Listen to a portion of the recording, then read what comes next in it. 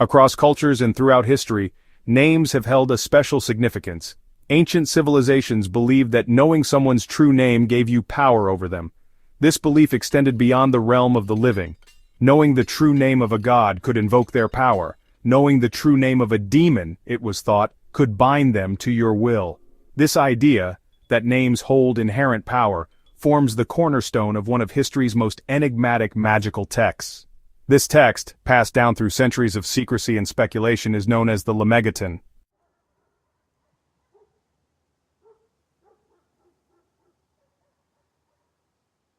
The Lemegeton traces its roots back to the legendary King Solomon.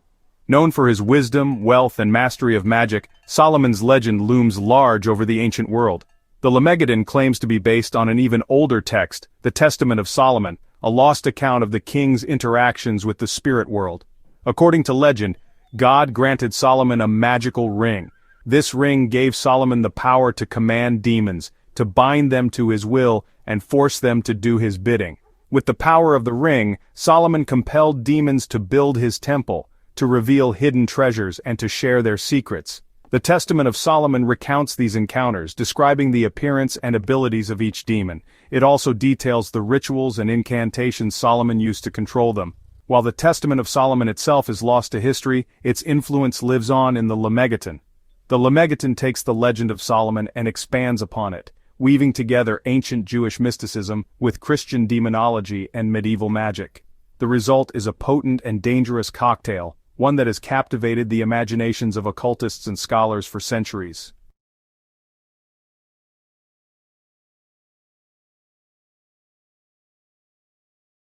The Lemegeton, as we know it today, emerged in the mid-17th century. Its author remains a mystery, shrouded in the same veil of secrecy that surrounds the book itself. Compiled from various sources, some dating back centuries, the Lemegeton represents a fusion of magical traditions. It is divided into 5 books, each dealing with a different aspect of the art. These 5 books, the Ars Goetia, Ars Theurgia-Goetia, Ars Paulina, Ars Almadel, and Ars Notoria, form the core of the Lemegeton, offering a glimpse into the minds of those who sought to understand and control the forces of the universe. The Lemegeton does not shy away from the dangers inherent in its pages. It warns of the risks associated with summoning demons, of the potential for possession and madness. Yet, despite these warnings, or perhaps because of them, the Lemegeton continues to fascinate. It stands as a testament to our enduring curiosity about the unknown, a reminder that even in the darkest corners of human imagination, there is a strange and alluring beauty to be found.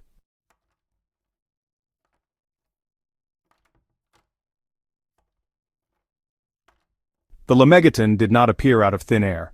Like the spirits it describes, it emerged from the shadows, its origins shrouded in mystery and speculation.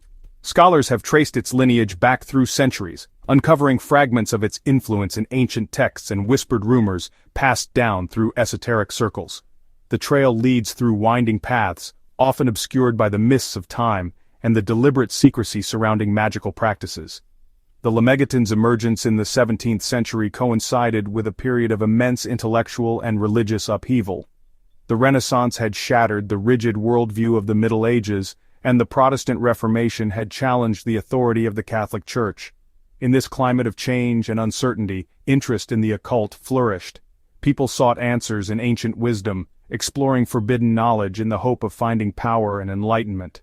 The Lemegeton, with its promise of unlocking the secrets of summoning and controlling spirits, tapped into this thirst for forbidden knowledge. It offered a glimpse into a hidden world, where the boundaries between the physical and the spiritual were blurred, but its origins, like the origins of magic itself, remain tantalizingly elusive.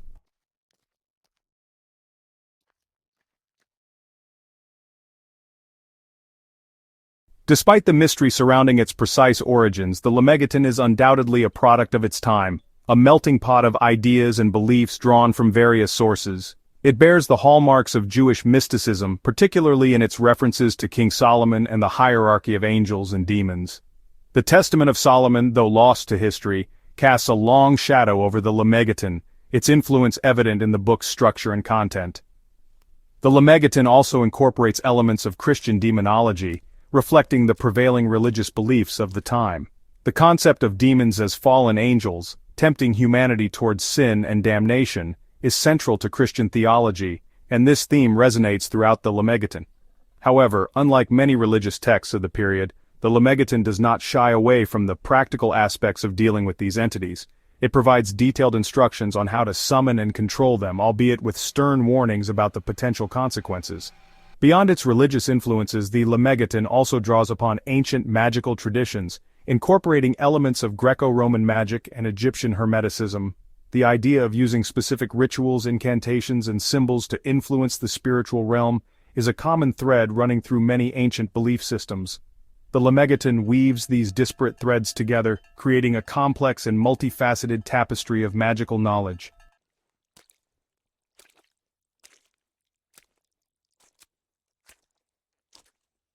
The Lemegeton's eclectic nature reflects the syncretic nature of magic itself. Throughout history, magical practices have always been fluid and adaptable, borrowing and blending elements from different cultures and belief systems. The result is a rich and diverse tapestry, woven together from the threads of human curiosity, fear, and the enduring desire to understand and control the forces that shape our world. The Lemegeton's compilation in the 17th century can be seen as part of a broader trend of collecting and preserving ancient knowledge.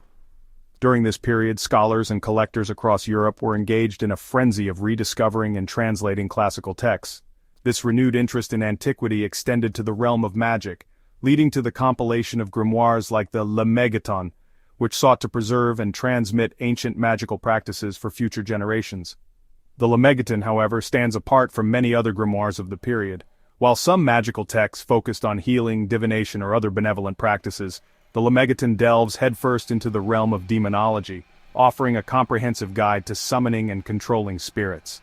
This focus on the darker aspects of magic has made the Lemegeton a source of both fascination and fear, cementing its reputation as one of the most powerful and dangerous grimoires ever written.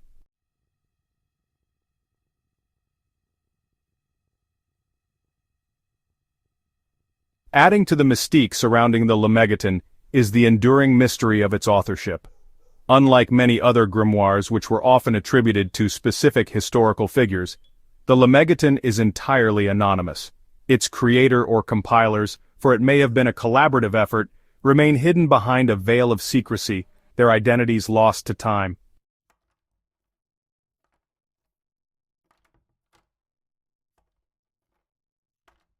The Lemegeton is not a single monolithic text, instead it is divided into 5 distinct books, each focusing on a different aspect of magical practice. These 5 books, the Ars Goetia, Ars Theurgia-Goetia, Ars Paulina, Ars Almadel, and Ars Notoria, are like acts in a grand play, each building upon the previous one to reveal a deeper understanding of the magical arts. Together, they form a comprehensive system of magic, a roadmap to navigating the hidden realms of spirits and unlocking the secrets of the universe. The first book, the Ars Goetia, is perhaps the most infamous section of the Lemegeton. It is here that we encounter the grimoire's most notorious feature, a catalogue of 72 demons, each with its own unique appearance, personality, and powers. The Ars Goetia doesn't just list these entities, it provides detailed instructions on how to summon them, bind them to your will, and compel them to do your bidding. But the Lemegeton is more than just a demonology textbook. The remaining books explore different facets of magic, from angelic invocation to the creation of magical tools and the attainment of divine knowledge. Each book offers a different lens through which to view the magical universe, revealing the interconnectedness of all things and the potential for human beings to tap into these hidden forces.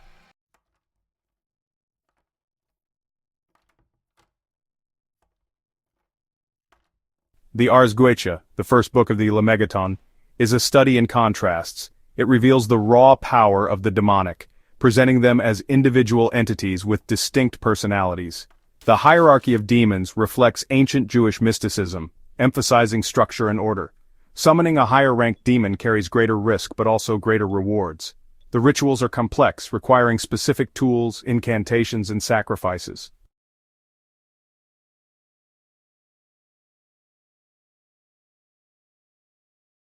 While the Ars Goetia focuses on the darker side of the magical spectrum, the Lemegeton explores both demonic and angelic realms. The Ars Theurgia-Goetia bridges these realms, describing spirits that are neither good nor evil. The Ars Paulina focuses on angelic astrology, teaching how to summon angels. The Ars Almadel details creating talismans to channel angelic energy.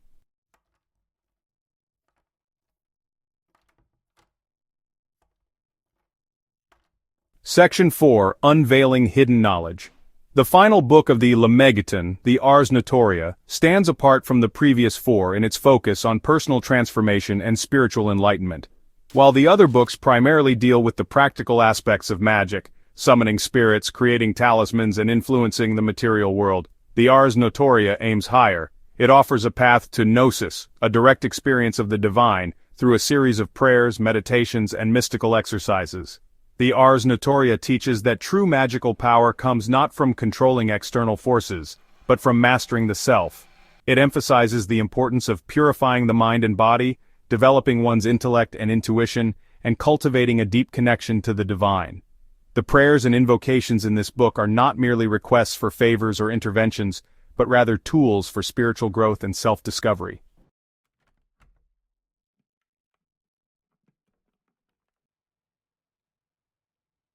Section 1. The First Key. The Ars Goetia, the first book of the Lemegeton, serves as a portal into the shadowy realm of infernal spirits. It focuses on summoning 72 specific demons, providing detailed instructions and warnings. The Ars Goetia emphasizes the dangers and the need for proper preparation and caution. Summoning a demon is an act of spiritual alchemy, a negotiation between realms.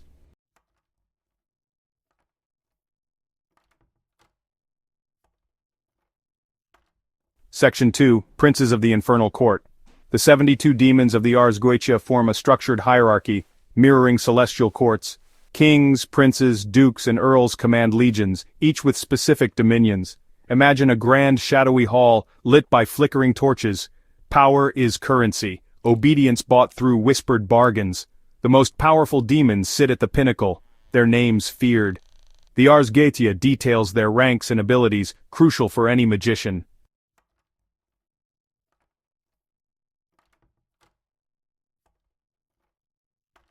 The Ars Goetia warns of infernal entities, cunning tricksters, masters of deception. Every interaction is a battle of wills, a delicate dance on a razor's edge. Imagine standing in a protective circle, the air thick with incense. You summon a demon, its eyes burning with infernal light. The demon's voice whispers, sowing doubt, twisting desires. Maintain control, a lapse can be disastrous.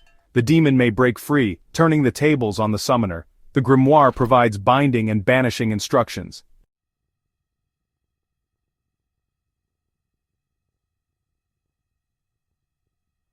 The Ars Goetia paints a stark picture of the price of power. The ability to summon and command demons is not freely given. It is a bargain struck with forces beyond human comprehension. Those who seek this power must be prepared to pay the price, both in this life and the next. Imagine a king, consumed by a lust for power, willing to sacrifice anything. He turns to the Ars Goetia, seeking to bind demons to his will. But his victories are short-lived. The demons whisper temptations, poisoning his mind. The Ars Goetia reminds us that true power comes at a cost. It demands sacrifice and discipline. Those driven by greed or revenge are most likely to succumb. The Ars Goetia serves as a cautionary tale. It is a testament to the enduring allure of the forbidden.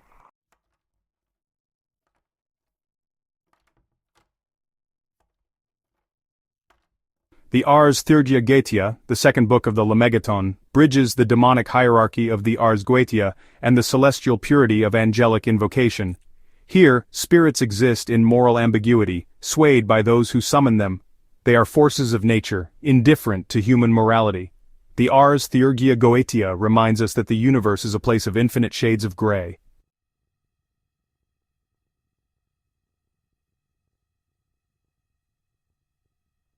Communicating with the spirits of the Ars Theurgia-Goetia requires a different approach than the forceful commands and binding rituals used to control the demons of the Ars Goetia.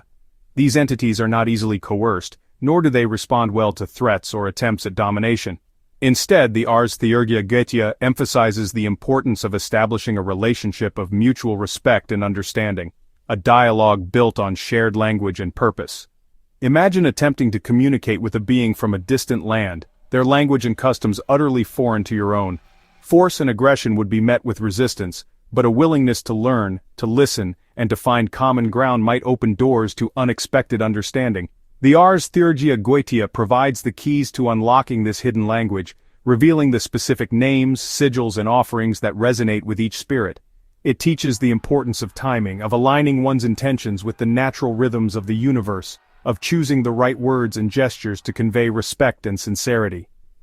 This is not a language of brute force, but a symphony of subtlety, a dance of energies and intentions, a conversation conducted in the whispers of the wind, the crackle of fire, the gentle flow of water, and the grounding presence of earth.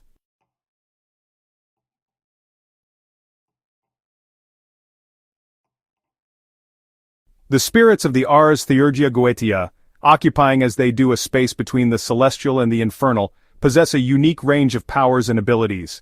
They can be called upon to influence the elements, to heal the sick, to grant insights into hidden knowledge, to protect against harm, and even to influence the course of events. However, their power is a double-edged sword, and their aid comes with a price. Imagine wielding a tool of immense power, capable of both creation and destruction. In the right hands, guided by wisdom and compassion, it could build cities, heal wounds, and bring light to the world. But in the wrong hands, driven by greed, anger, or fear, it could level mountains, unleash plagues, and plunge the world into chaos. The Ars Theurgia-Goetia stresses that the true master of magic is not the one who commands the most powerful spirits, but the one who understands the delicate balance of power, who wields their abilities with wisdom, humility, and a deep respect for the interconnectedness of all things. This is the essence of the Ars Theurgia-Goetia, the mastery of the middle ground, the ability to navigate the complexities of a world where good and evil, light and darkness, are not separate entities but interwoven threads in the fabric of existence.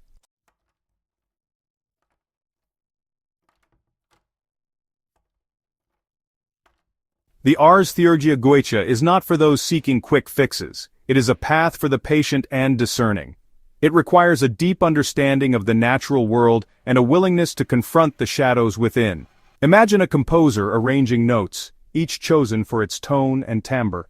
The Ars Theurgia-Goetia is like a symphony, a tapestry of subtle energies. It teaches that every action, word, and thought ripples outward, influencing the universe.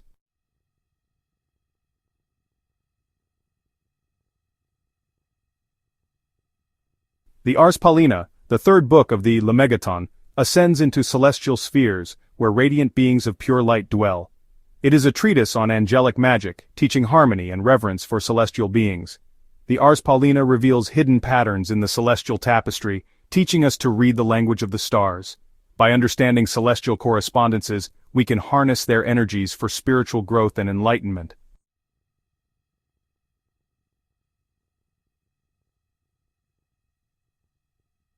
Unlike the demons of the Ars Goetia, angels exist on a higher plane, closer to the source of all creation.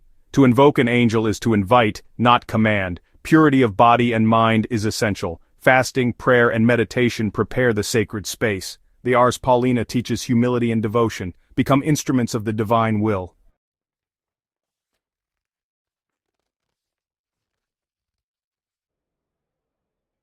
The Ars Paulina is deeply rooted in astrological principles, recognizing the profound influence of celestial movements on magical workings. Just as a gardener studies the seasons, the angelic magician consults the stars, seeking to align their invocations with auspicious astrological configurations. Each angel is associated with specific planets, days, and hours, guiding the practitioner in determining the most potent times to invoke their aid.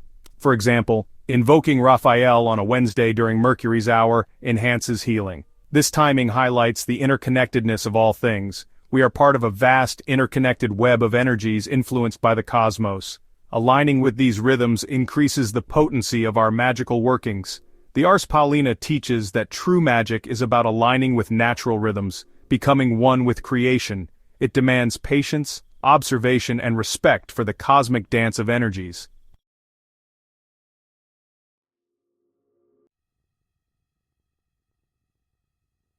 Section 4. The Ethics of Angelic Magic. The Ars Paulina emphasizes the ethical dimensions of working with angelic forces. Angels are divine messengers, not to be used for selfish purposes. Invoke angelic aid with a pure heart and mind. Imagine standing before wise judges, aware of your true intentions. Deceit is met with swift justice. Using angelic magic for selfish gain is futile. True angelic magic is born of love and compassion. It is a path of healing and spiritual evolution. The greatest magic lies in mastering ourselves. Embrace a path of service, aligning with the divine will.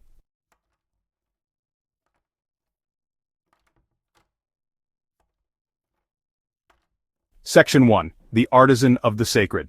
The Ars Almadel, the fourth book of the Lemegeton, invites us to step into the role of a sacred artisan, crafting objects imbued with celestial power. This book shifts our focus from summoning entities to creating talismans, specifically the Almadel. Constructed with care, the Almadel serves as a conduit between the material and celestial realms. Imagine a master craftsman shaping raw materials into objects of beauty and purpose. They approach their work with reverence, imbuing it with a spark of the divine. This is the essence of the Ars Almadel, a guide to crafting sacred vessels, conduits for celestial power.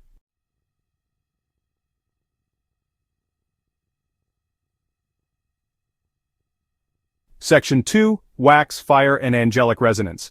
Wax represents malleability and transformation, ideal for magical objects. The act of melting wax is a ritualistic transformation. Fire symbolizes purification and the connection between realms. The flame acts as a bridge for angelic energies. Mental and spiritual preparation is essential. Fasting, prayer, and meditation purify the artisan.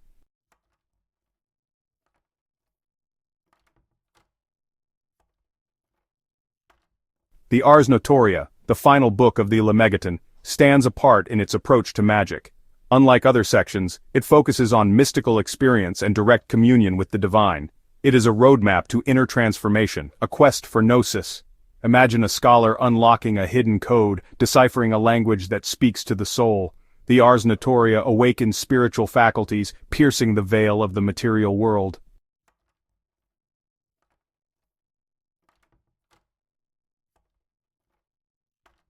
True knowledge transcends language. Words can trap us, preventing direct experience of the divine. Describing an apple's taste is mere approximation. The divine is beyond description, known through direct experience. Ars Notoria uses language to quiet the mind and hear the divine. True magic lies in mastering the inner landscape.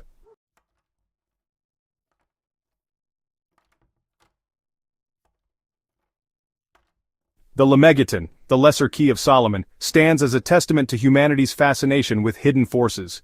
For centuries, this enigmatic grimoire has captivated occultists, scholars, and seekers of forbidden knowledge. Its legacy is woven from threads of power and peril, wisdom and folly, darkness and light. The Lemegeton's influence on Western esoteric traditions is undeniable. Its detailed descriptions of demons, its intricate rituals for summoning and binding spirits, and its exploration of celestial magic have left an indelible mark on ceremonial magic. Yet its legacy is not without its shadows.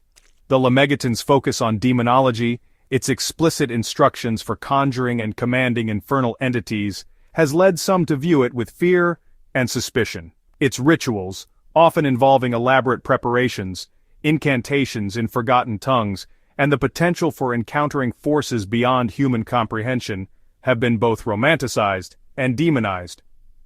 The Lemegeton, like any powerful tool, can be used for good or ill, its energies harnessed for healing or harm, its wisdom twisted to serve selfish ambitions or unleashed with reckless abandon. Its legacy lies in the hands and hearts of those who dare to unlock its secrets.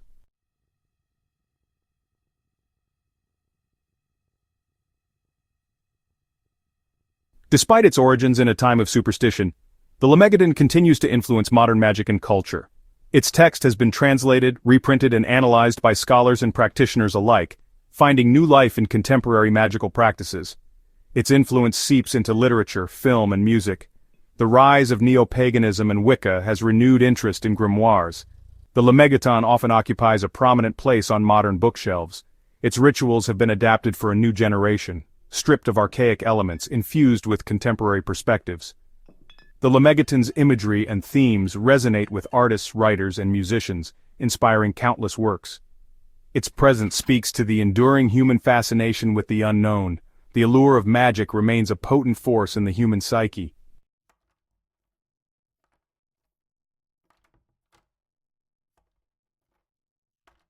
The Lemegeton, with its tales of demons and angels, speaks to a primal part of our being, a part that yearns for connection to something greater, and to explore the infinite possibilities beyond the senses.